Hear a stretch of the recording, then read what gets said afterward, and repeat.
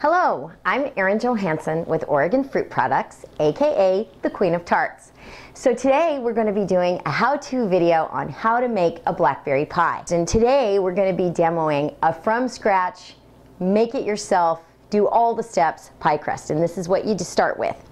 You put in, the easiest way is to use a food processor. So you've got flour, 3 cups of flour, teaspoon of salt, a little bit of sugar, shortening, and butter. A lot of people are intimidated by pie crust, but you shouldn't be, because they're actually quite fun to make and not that hard, particularly with a food processor. So you do 5 pulses to combine the dry ingredients, and then we're going to toss in the very cold, cut up in little pieces butter. And what we're going for, just like if you were making this by hand, is sort of the texture of small peas. We're going to now add in some shortening. And I like the pie crust that has butter and shortening because it makes a really flaky and really delicious pie crust. And pulse, pulse, pulse. And you have to check it every once in a while. I'm looking at it right now and I'm seeing that it's getting like cornmeal, small peas. Perfect texture. So this is what you're looking for, some small pieces of shortening, kind of small peas, large cornmeal. That's what you want it to look like. Okay, now we're going to add in some ice water, and you want to use about 4 to 5 tablespoons, but of course we're going to start with 4 so that we don't get this too wet. And what we're going for here is we want this pastry to just stick together. So now we've kind of pulsed. We're going to pick up a little bit and we're going to just make that's perfect. You want it just to hold together but not to be wet. Okay, so you want to just get your disc together, wrap it in some wax paper, flatten it out a little, and refrigerate it for 30 minutes. And you're going to have 2 of these for a 2-crust pie.